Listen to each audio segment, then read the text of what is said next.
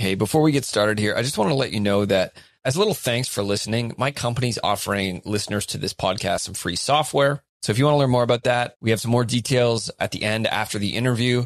Alternatively, track me down on LinkedIn and I'll have a pinned post at the top of my profile. Just search for Joe Meadows and we'll take it from there. All right, let's get started.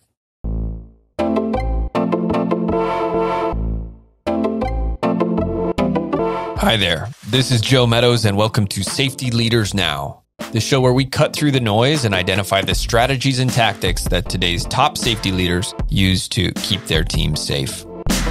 On today's episode, we have Crystal Danbury. I just finished the conversation, so I won't lend much commentary on it, but Val, you just listened in. What did you think? I thought it was a really awesome conversation. Crystal brought some really fun stories, which I find is a really great way to learn because you can visualize certain situations better, kind of relate to them more. So I had a lot of fun listening in. Yeah, Crystal brought some awesome, not only did she have great stories to tell, but she also shared some really interesting insights that I think almost anybody can get value from around the power of effective storytelling to kind of increase your influence in an organization as a safety professional. And I think a lot of people will get a lot of value from that. She also shared some other very cool stuff about drill planning, emergency preparedness, and just overall a ton of cool topics. We did cover a whole lot, so I think people are going to enjoy it. Val, anything else you want to add before we throw to the episode? No, I think we could jump right in from here. Okay, awesome. All right, well, here's my conversation with Crystal Danbury on Safety Leaders Now. So, Crystal, thank you so much for joining us today. I'm really excited to chat. It's lovely to be here. Really looking forward to it. Amazing. Okay, so before we get started, just for anybody listening, I know you are, again, a frequent safety podcast guest, so I'm sure folks are familiar with you. But for those who aren't, can you just give us a little bit of background on kind of who you are and maybe an overview of kind of your career so far and what brings you here with us today? Amazing. Yeah. Okay. So hi, everyone listening. I'm Crystal Danbury. I have worked in the health and safety space for 19 years in October. There is nothing that I would rather do.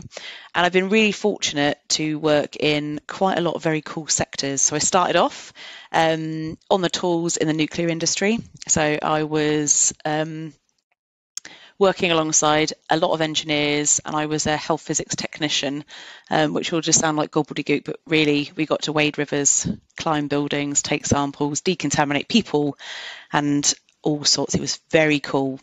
And this is where I got my first insight into what being frontline and at risk meant. Also, the importance of what really happens to frontline workers when management is segregated from the reality of work. So this is the grounding point of my entire career. I went from there into rail and did everything from dealing with civil claims, report, data, risk assessment, the whole thing. I did all my qualifications in rail, all the way up to having an executive sort of advisory role, which was super cool, and then looking after things like culture and quality. Also looked after CSR in that role. And then moved into logistics, where I headed up Northwest Europe for a logistics company and did lots of global work as well, which was super cool. And that was my first head of role. I was late 20s, I think. And everything policy, everything, how do we manage risk for the whole of Northwest Europe, which was super cool. I went back into rail for a while. And then came back out. So it was nuclear, logistics, rail, transport. Yep. So I was then the head of health, safety, security and compliance for a logistics company. And the security stuff, I did amazing health and safety work, the same as my entire career, but also loads of cool safety, security stuff, investigations on behalf of for the police and things like that, which was absolutely amazing. And then from there, went to be the Director of Safety for Openreach, looking after 26,000 engineers, 10,000 staff, 10,000 contractors, and actually did that in the height of the pandemic. which was absolutely brutal. When the whole world needed to work from home, it was our engineers getting in the home and converting us to be able to. So they are major shout out to every single one of those key workers. They were overlooked, and then moved into the retail sector, which I'm in now, looking after health, safety, and insurance. So always health and safety, but with the bolt-ons, CSR, quality, environment, and now insurance. So that's been me to date. And the vein running through all of it is absolutely health and safety culture and bringing the front line to the fore and allowing us to make better decisions as a result. Okay, well, there's lots there I can dig into, but maybe before we get into the fun stuff, I don't imagine we'll talk too much about security, so I want to just touch on that while we're here. Any, obviously without specifics, any particularly exciting stories of your role when you were a security person? Oh, I think I actually did quite a couple of very cool investigations into burglary, reviewing things like CCTV, witness statements, literally looking at the build of people around, identify. We had things like secret notes coming in while there was theft going on. I looked at the sort of patter in the wording, grammar that was going through all the archives of emails to see who matched what, and it was very a CSI but without the without the gore. So I love the whole thing. Sounds very forensic. It was very cool. It was very. You had a burglar with a calling card. That's pretty sweet. Pretty much. Okay, awesome. Yeah. I'm always curious. My background in the maritime space, often I was also as per international maritime regulation, every vessel needs a security officer, and I held that seat many times, and I got to do some fun. We went through the Gulf of Aden, off of Somalia with the whole Captain Phillips stuff. So we had to put barbed wire and hire mercenaries, and that was part of it. And anyway, it's always interesting when you get to. You should do a podcast just on that, I'd listen to that all day long. Yeah, it was pretty. We had to make what they call a citadel. So you had to have a place where the whole crew would go if you ever got boarded by pirates, and where we stock it with water and stuff. It was super neat. Wow. Maybe not as neat as burglars with calling cards, but it was still pretty cool. Okay, so I think there's a lot we can dig into here, but I want to maybe start by talking about, you mentioned in your current role, you have some responsibilities with insurance, and can you just help me understand, what does that look like? Do you have a separate branch of your team that's insurance focused, or can you just help me understand what does that mean beyond a job description? Yeah, well, I think so. I in my very early career looked after civil claims, which is essentially just looking at the things that fall in or out of insurance. If it really goes wrong, you don't get it right as a safety team, you typically then look to your insurers. I'm quite lucky in that I do have a whole separate part of my team that are incredible and knows the ins and outs of insurance. And I think for me, I think it dovetails beautifully, because we look at literally everything from looking at in any role. If you could bring them together, I absolutely would, because think about the fact that you identify a risk. You tend to then have a policy or a risk assessment, something that says, is it a business risk? Is it a physical risk? Like, what type of risk is it? And then you tend to insure it to say, if it really goes wrong and we don't manage this effectively, we are insured. So we look after everything with a positive mindset that we're going to do the right thing, we're going to reduce that risk, but we know it goes wrong, we know things go wrong. The fact that it's all in one team and we can say, oh, we created everything all the way through, the policy, the risk assessment, everything, and we did it round a table together, and our insurance experts are sat right there. So it's just so fluid and easy. I think it's great to bring it together. It makes so much sense to me. That's a conversation that I have with heads of safety all the time, is that often people are challenged around, business case. Safety is always a spend department. It's tough to get buy-in. And it's often, it's very obvious to me that the cost of failures in safety is often higher insurance rates. And that's something that people can often get behind. Anecdotally, this is, you may or may not be able to speak to this, but have in your insurance capacity. Have you heard anything? I've been hearing a lot that commercial insurance rates are really on the rise. We've heard about companies having to pitch to multiple underwriters just purely to kind of say, this is all the things we're doing, give us a great rate. And I think there's a very interesting conversation to have with safety professionals around that. Is that something you could speak to? Is that something you've seen? I think in the round, I mean, you literally don't have to go very far in the media or on the internet to see particularly things like cyber insurance. As the world of cyber terrorism picks up, people get more sophisticated, technology progresses, the risk gets bigger, and therefore the impact just gets bigger. So yeah, you don't have to look very far to be able to see that there is, real hikes in areas like that. So I think everybody's suffering. They're suffering the same issue. Yeah, absolutely. I know that I saw a crazy statistic, and for all the safety folks who are listening to this who are just wondering why I'm talking about commercial insurance premiums, I promise there's a reason. My understanding is that globally, the commercial insurance market's worth about $700 billion. Wow. And right now, that's the impact of that market is growing at a compound annual growth rate of around, I think it's 9.6%. So for a market that size to be growing that rapidly, that right now it's expected to be about $1.6 trillion by 2030. Wow. And I think if a lot of CFOs looked at that and said, what does this mean for us? Yeah. That money's coming out of somebody's pocket. It means, it's really interesting actually, because one of the things that I always do when I get into most organizations, the first thing I do is actually spend time frontline. I always do. And you do tend to hear why people are off, most common types of accidents, those sorts of things.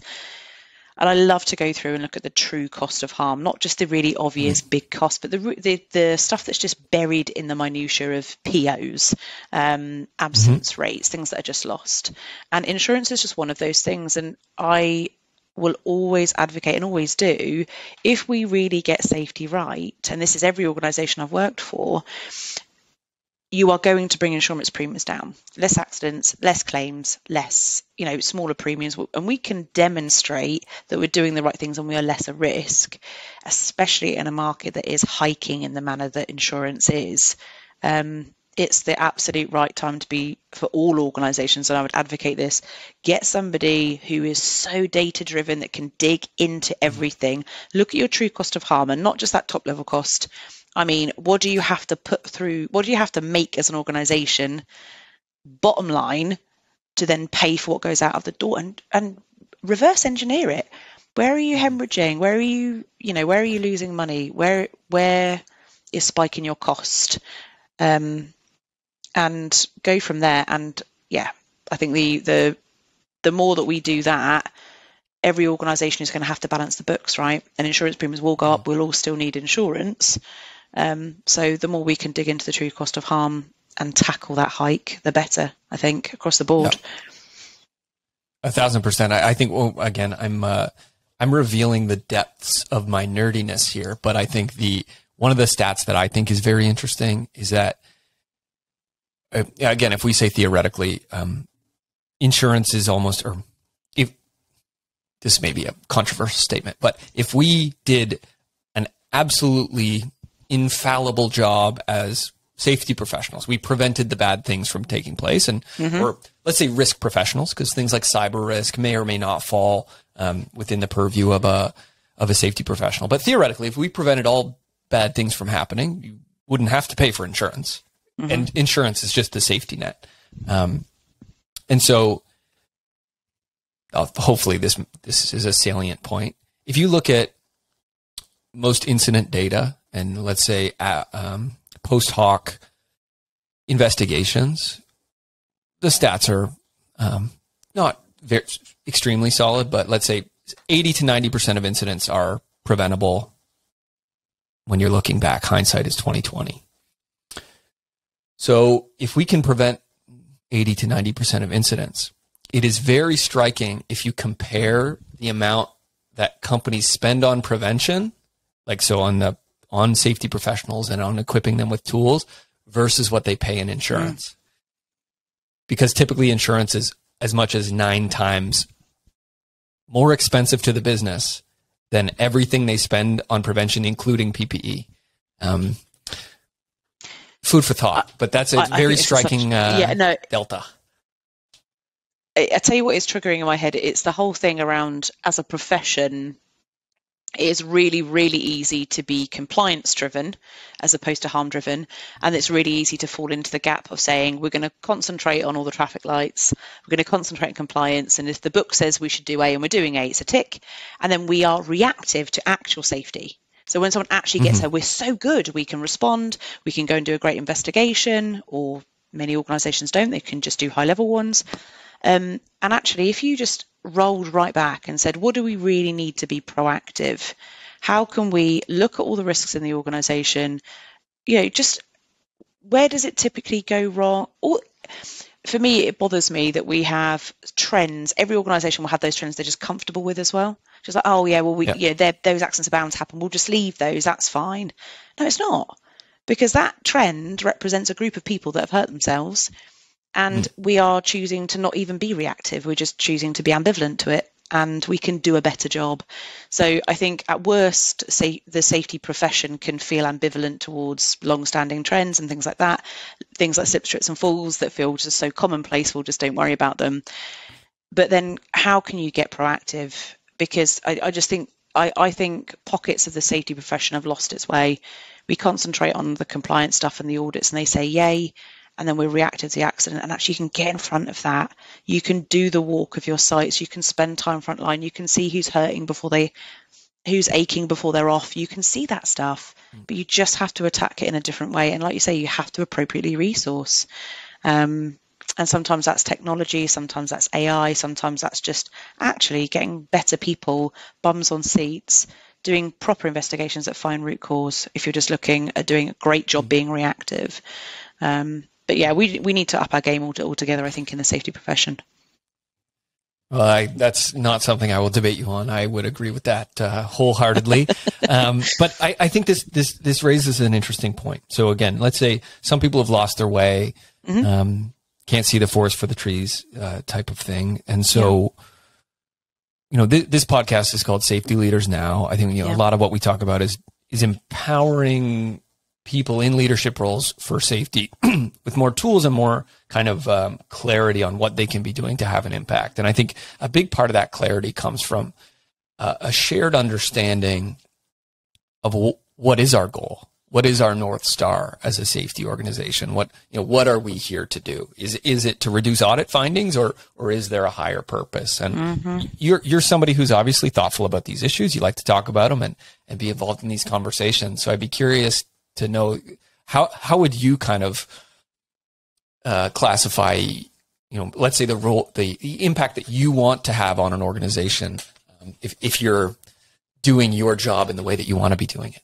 Yeah. So I'll be super cheesy to start and say I do have one very serious and committed purpose, and that is to make the world a better place to work. I think there are many, many corners of this earth where people are massively at risk, and that's devastating, and we're quite lucky in the Western world to have such high standards, and I really want to, and that's why I'm present in as many conversations as I can be, because it only takes me to change the mind of one person that is in charge of somewhere that is substandard, to make a difference. And I don't need to be able to see it, I just need to know that I'm there being present and putting that out there, that we can do a better job.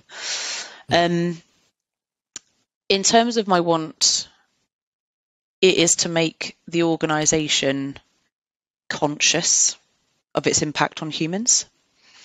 And that can be its employees, its contractors, or its customer. And I think it's if I was going to be really clipped, it would be that. I want us to be a good citizen, any organisation to be a great citizen. How can you help? How can you lean in?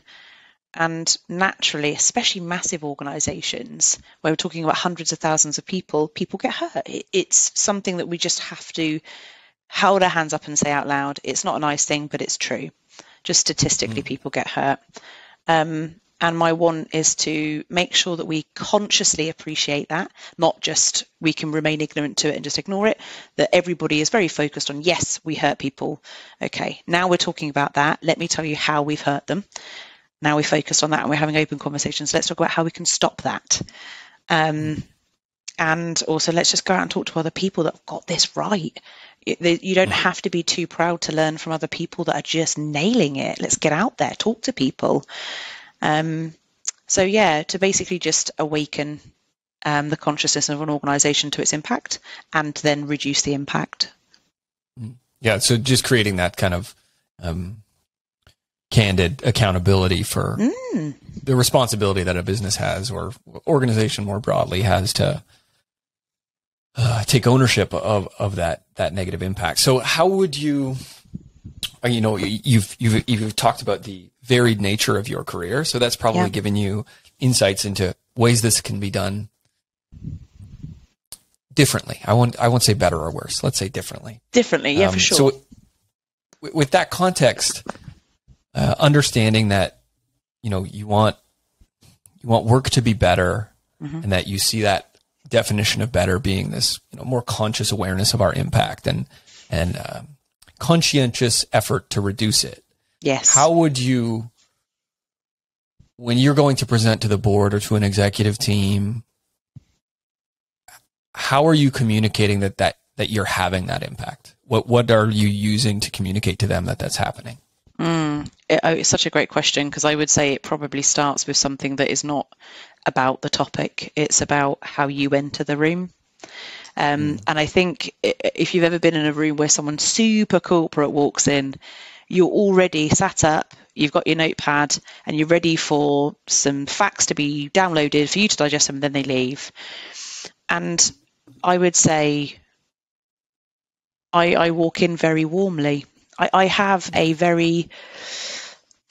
remit that some people might think is dry or boring. I love it. And I literally share the fact that I adore it. And I try not to be too corporate. I can definitely share the fundamentals of what's going on. I can tell you what's up and down. But what I will do, one of the really cool things that I will always do is if something mega has happened and it's hidden in a load of statistics, I'll bring it to life. And I'll give an example in the moment of this trend is going, maybe it's even going down. There is a positive trend here. But let me just really awaken you to one of the things that's buried in this positive moment is, let's just say it's this assault or it's this accident. Really serious things are happening. So it is great, but it's so important that we keep on with this. So it's bringing the real life event to the room, offering it up to be digested, as opposed to just like, it's gone from 0.19 to 0.16. Great. It doesn't mean anything. It's dry. So I will offer up real examples of accidents we've happened in that moment. And yeah, share the passion for the subject. But I'll do it across the board. If we're talking about any type of injury, I can talk to you about that. But I always lean in and say, would anyone like some context to this stuff? Does anyone want to know what types of injuries that we're having that are buried in the LTI stats, for example?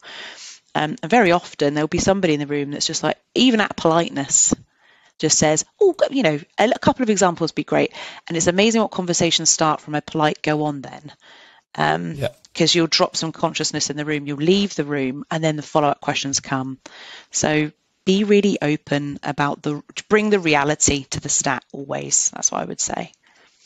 Yeah, that makes so much sense to make that a little bit more real for people and help them empathize that it's not just a pie chart or things like that. That there is a deeper, more kind of moral obligation here, and these are real people who are maybe not getting home to their families or things like that, and create that accountability within a leadership group. That makes a ton of sense. I think you could talk about loads of generic stuff that you'd hear on training about storytelling. And I've been lucky enough to be around for a very long time in the profession, but sad enough to have seen some really awful stuff. And it doesn't have to have happened in the organisation you're working for. You can pull it from an article, you can pull it from your previous workplaces to say, actually, I've seen this get out of hand, or these sorts of risks that we're playing with cause this type of accident, and I've seen it. And just to awaken people's reality. But also, I'm very, very conscious that at board level, they have a really, really important job, and you can say that it's money related. You could say it's to make, make millions, but also they pay an awful lot of mortgages, and they put an awful lot of food and an awful lot of babies' bellies, and they have an incredible role in society for creating stability and employment. So I make sure that I also talk in that language. I talk financially if I need to, particularly around, we're talking ROI, and I want them to invest in something resource. I can talk to them about the full impact on your organization right now is this, and it's a big number, but I know if we do something different, we can bring that down. So yeah, I think really advocating what the board are there to do and respecting it is key. You then end up with some mutual respect, bring it home with some reality and some stories behind the statistics, and you tend to then get quite a good audience that are engaged and looking forward to the next time you step in the room. Yeah, I think that's amazing. And so I think this really speaks to kind of how you get people to look up from their phones or get them engaged, which is probably not the experience for many safety professionals. That might be the time when people go get a coffee. Oh, safety's here. Let's get out of here. So I think that's a really important thing that people talk about is, again, I think that there's frankly, a well-earned reputation with safety professionals of having a certain righteousness that can be off-putting. So having that ability to go in and have a certain degree of influence and get people to perk up, I think is, again, a fundamental skill that I think people should probably think about a little bit.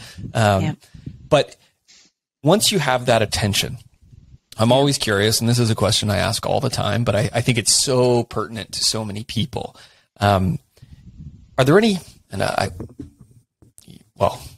we won't share your tricks with your board, but I'm curious if you have any maneuvers that you like to use in these scenarios when you're looking to get executive buy-in for a new initiative. Is there any, number that you find gets people to say, you know what, we will give you a little bit more budget this year because that makes a lot of sense to me? Do you have any either things you like to use a lot or specific anecdotes of times you found that way to have that little bit more influence on the people who hold the purse strings? I have actually a really good example early on in the career. I would say I don't have any tricks or maneuvers because I am very, very aware of each board is made up of very different individuals, and especially across sector, like you just tend to get very different animals in different places. So it's more about reading the room, what switches them on, what tends to be, if you're privileged enough to be sat in the room for the whole thing, which doesn't often happen, especially for a safety professional, you can sort of make notes on when certain people pick up and when they sit forward and when they really engage. And so you'll know whether they're moral, legal, financially driven. You can sort of lean into that pitch. But I do have an anecdote. So one of the things I didn't mention career history wise, but when I was in the nuclear industry, we had to be trained to do emergency response. If there was a fire on site, we had to be radiologically capable of handling it. So we did some training with Bucks Fire and Rescue, smoke-filled cabins, things like that. And if you want to know the nature of emergency planning, hit the nuclear industry. They know backwards what emergency planning is about. And I moved into rail, moved to logistics, and they asked me to come back. And I was very, very privileged in that they said, pretty much write the job description that you want to, pick all the things you like, but just please come back. And I wrote emergency planning, and they asked why. And I said, you just don't do it properly. The rail industry, and I'm not talking the company, I'm talking the whole shebang, don't do it enough justice. And they were like, yep, sure. And from a rail industry perspective, they just used to do tabletop exercises. I don't know if you have them, or just Bob's walked into a room, this is what's happened, what does Bob do next? And then if Bob gets it wrong, they just debate it, and then they write down the right answer when they've learned something. And it's not enough. So I said, I want to do a live exercise, just like we would on my old site. And they were like, yeah, sure. Anyway, designed it, researched the most likely event, and went to ask for some money. And they said, oh, yeah, you can have budget, no problem. You can have £1,000. This was to run a live rail exercise, £1,000. I was absolutely furious. A couple of things. And I was like really early in the career at that point. I was probably 25. And I just thought, you don't understand the risk or the benefit here. So I'm just going to have to show you. I'm going to have to take my £1,000 in this massively autocratic organisation where I can't go back in the room and say it's not enough. And I'm just going to have to make it happen. And to this day, this is my favourite part of my career so far. I went to the police and told them that the ambulance service and the fire service had already said yes to joining me for a full exercise. They were a bit jelly and they said, right, we'll join in. Then I went to fire and I told them that the police and the ambo were already in. They got a bit jelly and said they were going to come as well. And did the same to the ambulance crew. So I had full blues and twos ready for an exercise. I didn't have anything to do, or I didn't know how to do it. And basically just got those guys together, then pulled in Network Rail to say, we're going to do an emergency exercise. It's going to be called line side and live. So it was going to be in a siding, but the rail next to it would be normal rush hour trains. And I thought, oh, we also need actors because we need to really flesh this out. So I went to a local drama club and said, would they like to, and they ended up using it as their NVQ grading. So I got loads of free actors as well. Nice. And I used £1,000 in the end to pay the driver to bring the train into the sidings because that's what it cost. And I had full ambulance fire. I still have pictures to this day. So if you ever want a picture, I'll show you. Actors, makeup, everything. And I picked up the phone and we pressed go on a real scenario, line side, trains everywhere, safe, controlled. And the following year we got £10,000 because every single train operating company in the UK had sent their heads of safety to watch it. Because I said, open invite, anyone that wants to come and observe. There was a bridge over the siding and we had people come down. And I ended up not only being put on a very small user group for the rail industry on emergency planning on how to do it better, but I ended up getting a decent budget next year. So sometimes you just have to demonstrate it and do everything you can with the little resource to make them understand what they could do with some decent resource. I think there is a ton to learn from this, particularly that you'll get more budget if you lie to the police. But I think that there's so much good there. I think that that's something that almost anybody listening can probably implement in their organization. And I think one of the things that's occurring to me now, again, not to tell too many sea stories, but I think that that's something that people with offshore experience you do so many drills that it's second nature. You're doing a full-scale drill on a weekly basis. And I think it's always amazing that even in those scenarios, if you take a step back and you say, you know what, this one, we're really going to do a good one, inevitably you learn way more things than you want to learn because it teaches you how badly you're actually prepared. Yes. And so I think drills are not something that we talk about a lot in the context of corporate safety. And it's one of those things that probably has extremely high, like, bipartisan support within the organization. People understand we need to be ready for, the catastrophe that we all think might happen someday. And what an amazing way to just kind of get everybody switched on a little bit and have them thinking about risk in the workplace in a meaningful way. Like, just an amazing tool nice one. Thank you. It was a hell of a lot of fun. Yeah. No, that's pretty slick. I think I have this feeling that we're going to see all these reports of people doing amazing emergency drills on LinkedIn now, all inspired by this conversation. I think that'd be pretty Or we'll have slick. complaints by the police and the fire service for loads of people knocking on their doors telling porkies. Exactly. Is this Crystal? And again? if you're listening, if any of the guys I worked with and you never knew that I told the cross lie, it was worth it. You were amazing. Thank you for the trashed car you put on the track and made it all amazing. So thank you. Indeed. Yeah, I think it's a white lie. It was benevolent. It was required to move the ball forward. Yeah. Okay, that's pretty slick. I want to. Well, where do we go from here? I just want to talk about drills now, but I don't think that would be particularly interesting for people.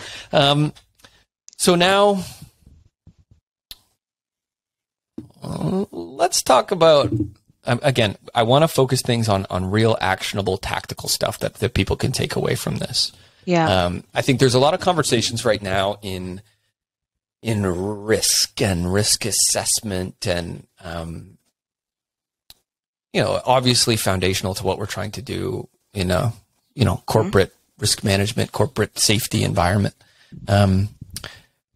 What role do you think that a safety professional has on the management of risk for a lay person or for a key worker in their organization. What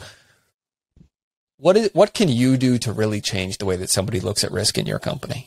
Oh, I mean, we have a really amazing profession that has all of the ability, if used right, to influence everyone, any member of their organization. And whether that's, and I think influence is not just about, looking up and influencing up and waking people up, but it's also moving frontline and allowing people to understand they've been heard and seen when they know they're at risk.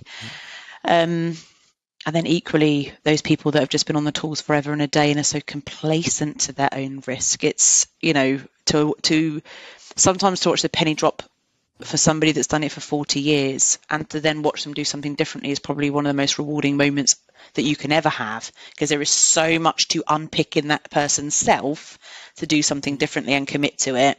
And I've got a ton of stories about, veterans of doing a particular task in a certain way that was very dangerous, but I don't want to stray away from the point too much. So what role do we have? I think we have a really beautiful point in any organization, and we can sit back and we can be the advisor if we want to, and we can be the one people go to the specific issue, or I think you can get, as we mentioned before, proactive. And I don't know why this example is rolling around in my head, but I'm going to go with it because my head's trying to tell me that it's relevant, and then it's just up to you to think about whether it is or not. There was when I worked in telecoms, we have engineers. So if you walk around the streets, you'll see all these green boxes at the end of roads, and they've got all of your internet, all of the infrastructure in.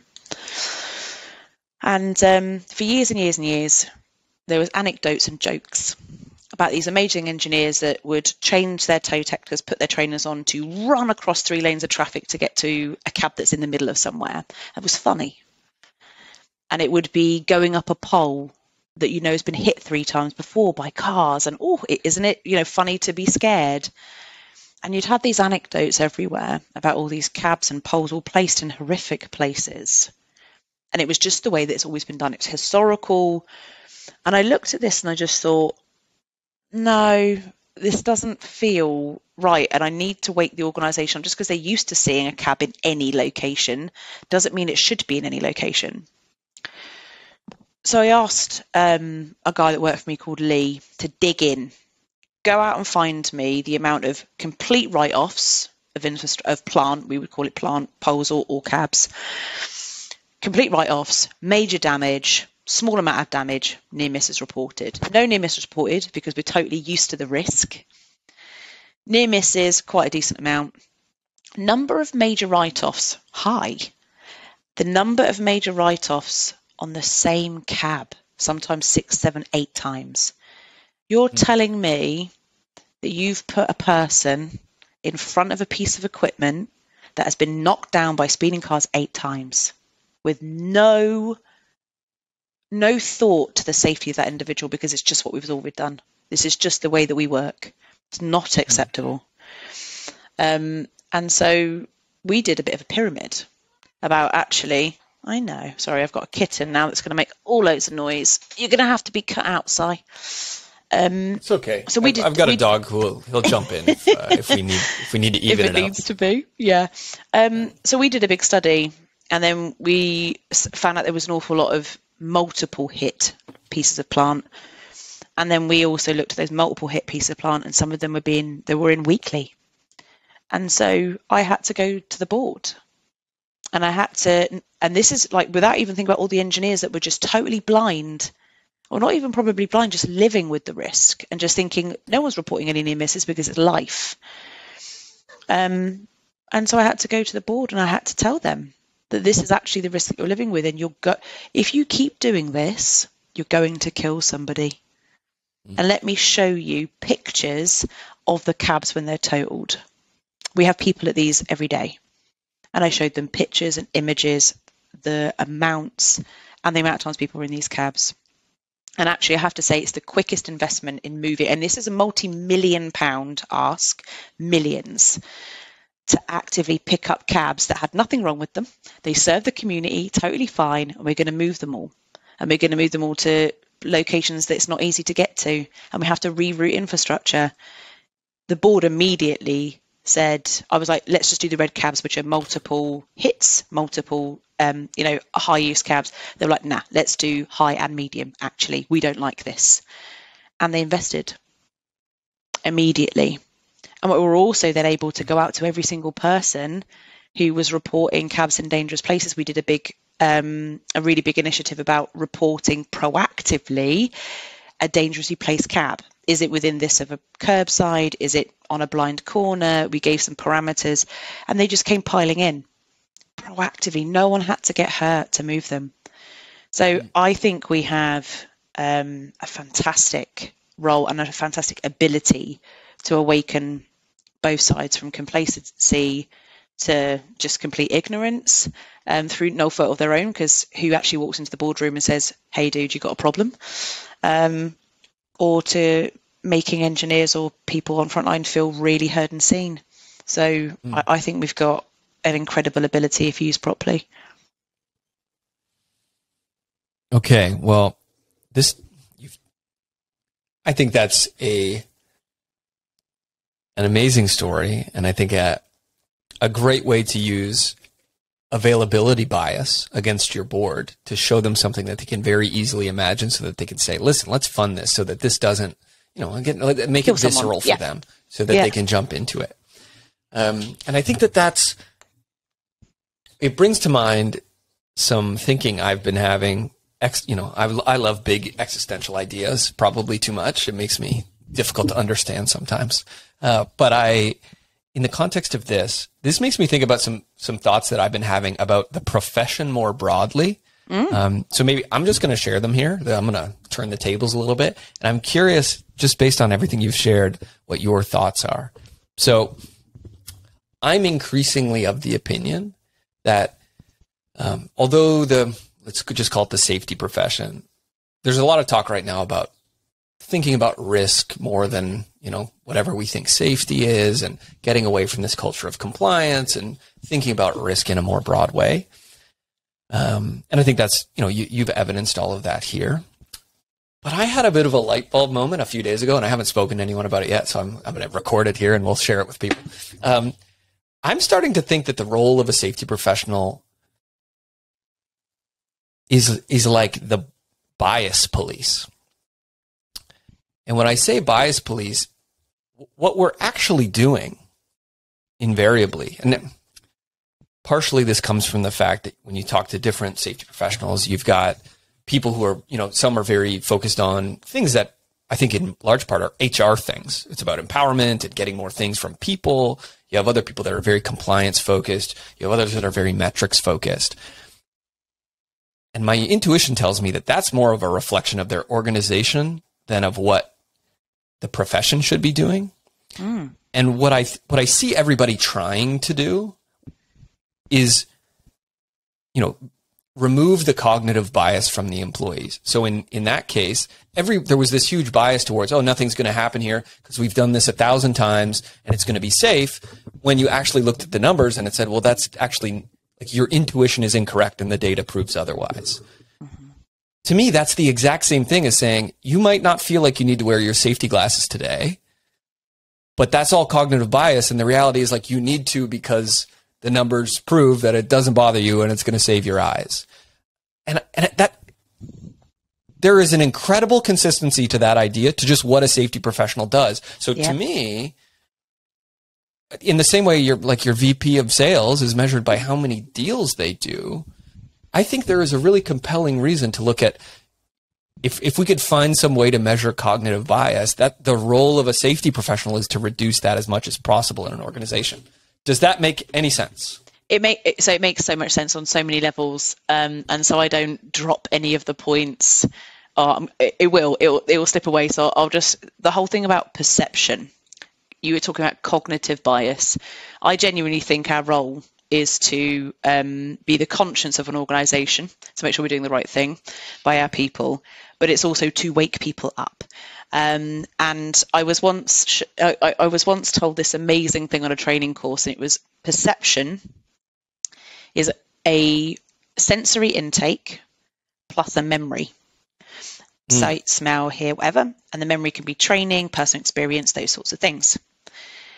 And when we encounter risk, if we don't have an accurate memory source of information, something to pull on, your perception of that risk is completely off. It has to be completely off because you don't have anything to pull towards it. And I say very often, gas is bad, but if no one told you that smell was gas, you wouldn't know it was dangerous, right? So I think it's very aligned to that bias police. I definitely think our job is to change the perception or awaken people to the true perception of risk, or the true risk. So their perception of it is better, is probably the better way to say it. So now when you see a cab near the roadside, it's not, oh, it looks a bit dodge. It's actually, I know the impact that could be. My perception is changed. Therefore, the action I will take, now I'm perceiving the risk accurately, is different.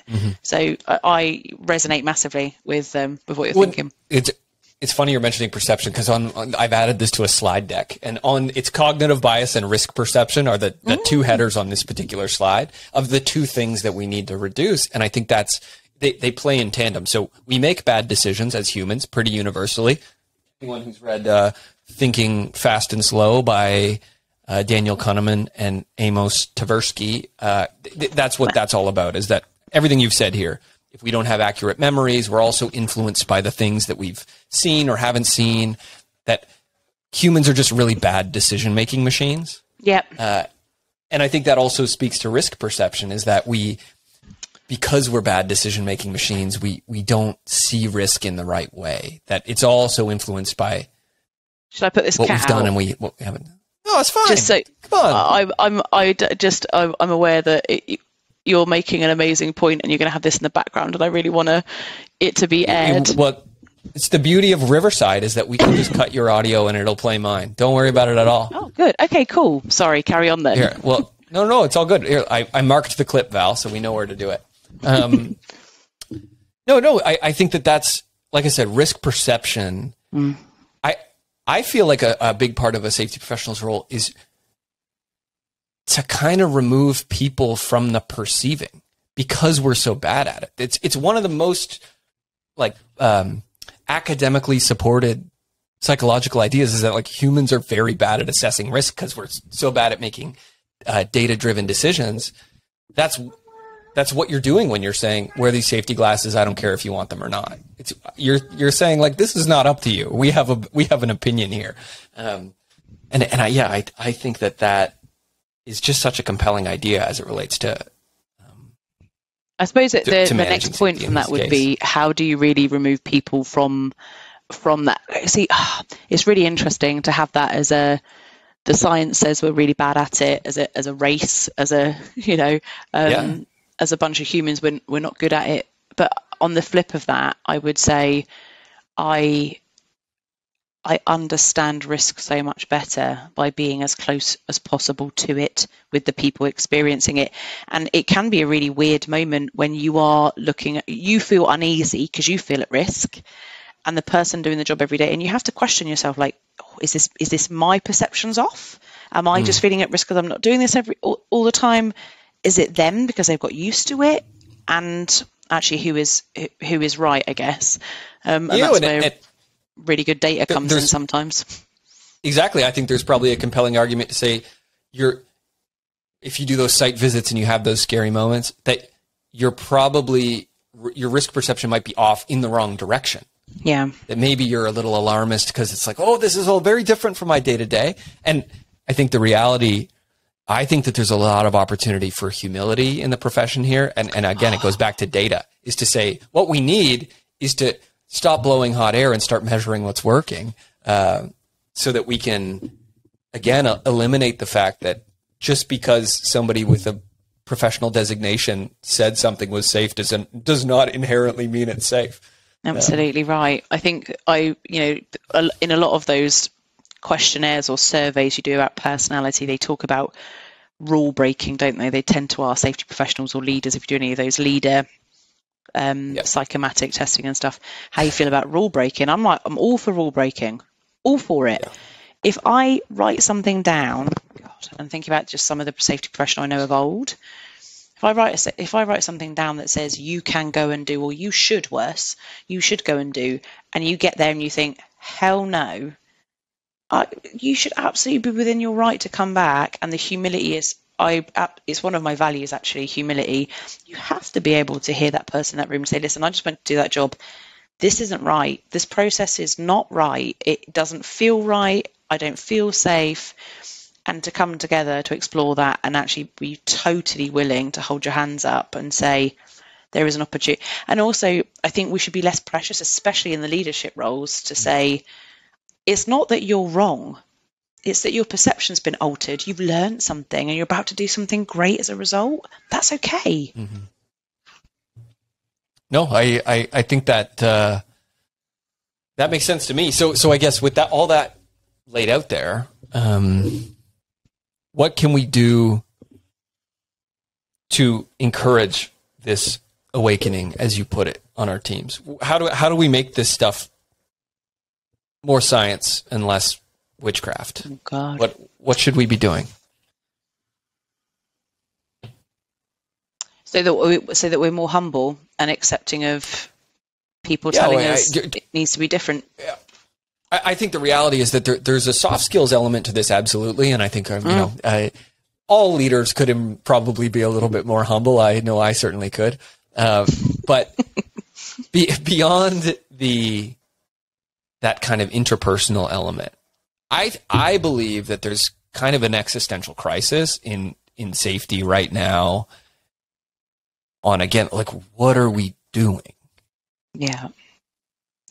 And so, and you're active enough in, let's say, the safety advocate community that there's like different camps of, the risk assessment people and psychological safety, I know, is something that you're really passionate about. But these are all very disparate ideas.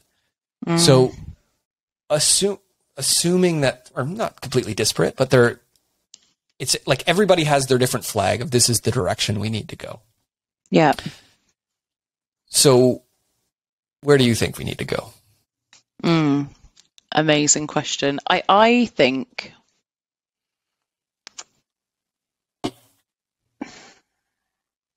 the profession as it was designed originally was because we were losing people.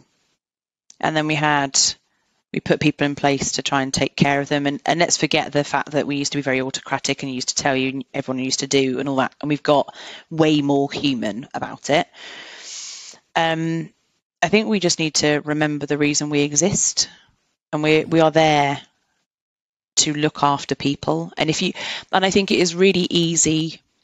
It is much easier to go about your life as a leader, as a safety professional, as someone that wants to influence people when you're clear on your purpose. Now, if your purpose is to get a green audit, go and be an auditor. Mm. If your purpose is to keep people safe, be a safety professional. They are two different things, two different drivers. And I have a lot of people that talk to me about, I talk about the law a lot, and they're like, oh, well, you're about safety and not about compliance. We talk about law. You show me one piece of legislation that hasn't come from a heinous death, where we haven't learned something and a judge has sat in a courtroom and said, that's enough. We are now going to embed this in law, so society has to take it seriously. All of it comes from loss. And I think if you're having a bit of an existential crisis about, is this the profession for me? I think sit down with a pen and paper and think about what you think your aim is. At the end of your career, standing back from all of it, what is your aim? Because if your aim is to be the most compliant person ever, to have got, I don't know, EFQM, like 5-star quality ratings, all that stuff, that's amazing. The really beautiful thing about the world is there are different types of organisation that are driven by different types of things. Go and work for a compliance-driven organisation. Right? Absolutely aligned to an organization that fits you always. But there is a real duty of this profession to understand that we're here to protect people. And sometimes that means sticking your neck out very far That sometimes means having a really crappy conversation, a really hard conversation, and sticking yourself in front, because you are the representative of the care of everyone behind you. You are. Mm. So I think the way that we have to go is have a real think about the profession and what we think it should be doing. And for me, it's protecting people. And I'm not being funny, but I don't know anyone that's ever said, "Oh, I didn't have an accident yesterday because we got a green audit." Thank God for that. I've never heard it, but I have heard somebody say, "I made a different decision today, and I'm pretty sure it saved my bacon." And that was because somebody came to talk to me about risk, or they gave me a good piece of equipment that was off the back of a bloody good investigation, or whatever it might be, as an entire profession. And I would stand by this. There's not many hills I would die on 1,000 times, but the fact we are a care profession is one of those hills. And I think we need to remember it, because we got lost. We got lost with 45,001s and 18,001s and audits and stuff. And we stopped asking people, what part of your day makes you feel uneasy? What piece of equipment in here does not serve you, that breaks? Tell me about a time that you've almost really hurt yourself and never told anyone. We've stopped having conversations, and we've just started grading against process. It's nonsense. Yeah, I think that, I mean, not to disparage audits. I think audits can be a great data point to tell you where you are. But I think when people treat compliance as the goal instead of the baseline, like that's why they set a regulation, is to make sure that you're at least doing this. And then people said, like, I'll try, and that'll be all we'll ever do. So with that said, and again, I couldn't agree with you more. I think that there is a massive opportunity to just kind of have that first principles, like, why are we here today? Conversation. But that said, you know, especially for the folks who might be listening who aren't, like, let's assume they're not in a head of role. Yep. And they're working somewhere where maybe they believe in the company, but the realities of safety are not focused on care. They're focused on the wrong things. What should a person in that situation do? What a wonderful question. And actually, I think this is probably 80% of people that are beginning the journey or in the middle of it in terms of career. I thought I was going to keep people safe, but instead I just count workplace observations and why. Yeah, I suppose here is the thing.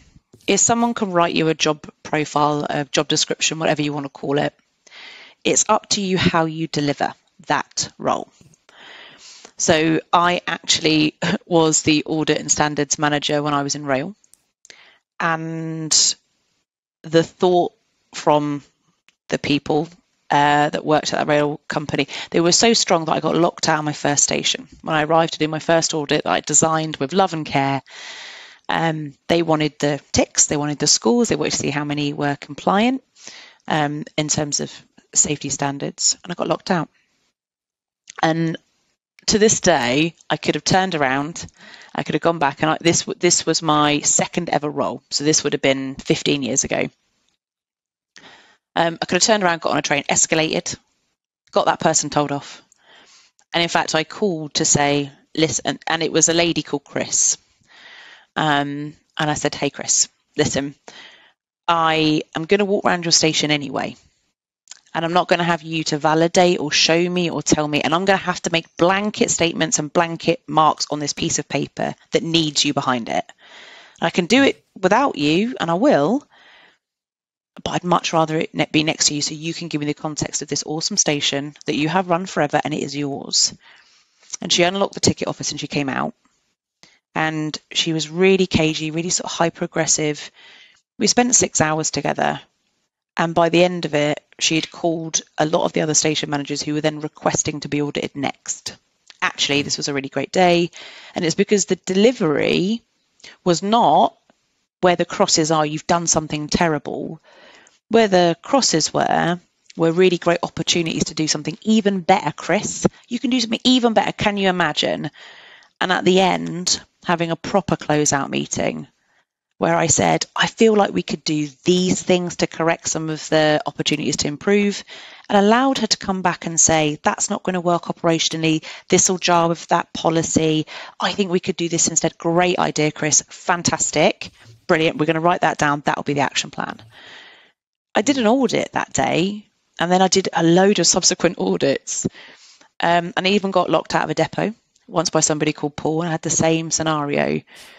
You can go and deliver compliance, but with an absolute breath of I'm here to help, or you can deliver compliance with an air of I can cross this and get you in trouble. It's totally up to you how you deliver it.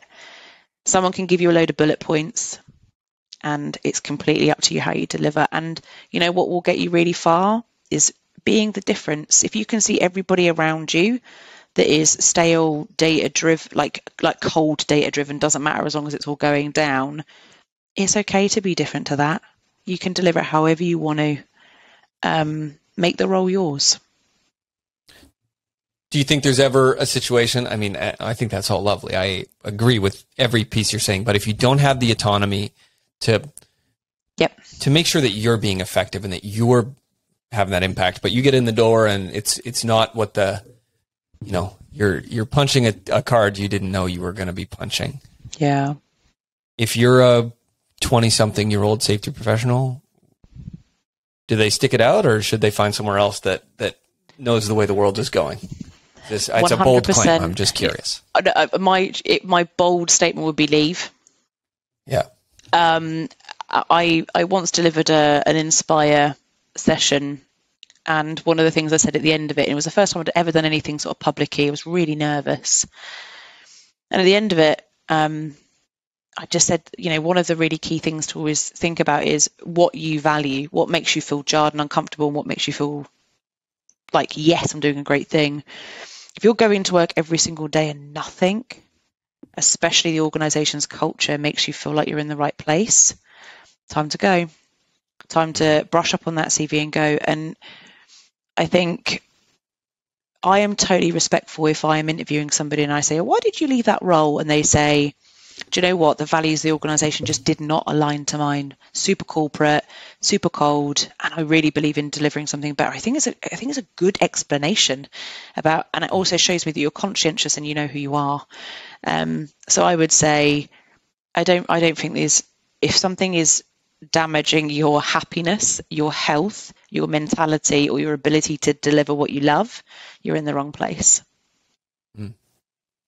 Okay, well, hopefully not. There's not too many people who are fingers crossed feeling that one too strongly. Yeah.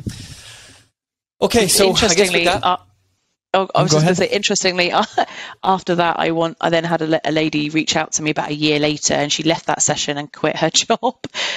Never have I felt my weight more than in that moment. But they were making her falsify an investigation, and she said, I spoke to my dad about it, and I just said, I really was going to be made to do something heinous, and I really didn't believe in it. So rather than be forced into it, I left, and now she has a really great job. And not everybody has the freedom to do that, by the way, because everyone, everyone has a bill to pay.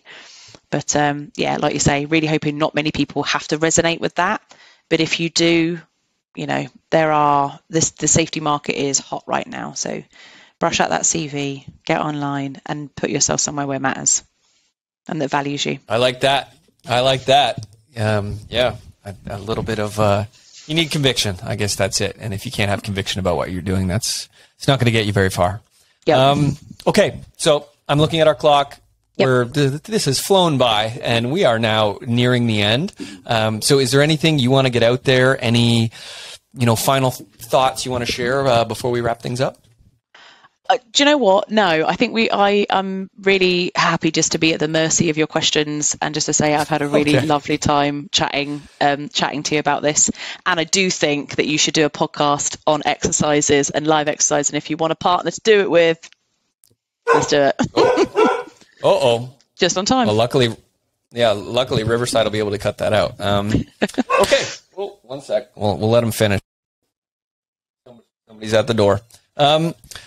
Okay, amazing. So Yeah, I think we can absolutely talk about a crisis management episode in the future. I think that would be super fun. As a one final note, I want to just put you on the spot here. Is there anyone else in your network of inspiring safety professionals that we should also have on the show? Oh, God. Yeah, depends what you want to talk about. There's a couple. James probably point you in the direction of Peter Jenkins. Stuart Hughes, head of safety for Formula One Mercedes, who's a good friend of mine, super intelligent and really purpose-driven. I'll have a good think. I'll have a think about any others or any more, but there are amazing people out there to listen to. Peter's really cool. He's got some decent stories as well, and he's had a really different path in terms of safety. Just be prepared to have your mind bent vocabulary-wise, because he is just like super intelligent. But yeah, really great guy, Peter Jenkins. Amazing. Okay, we will follow up with them. I guess in closing, I want to thank you so much for joining us. It's been an amazing chat. I've really enjoyed it, and hopefully we can have you on again soon. Well, thank you so much for your time, Jay.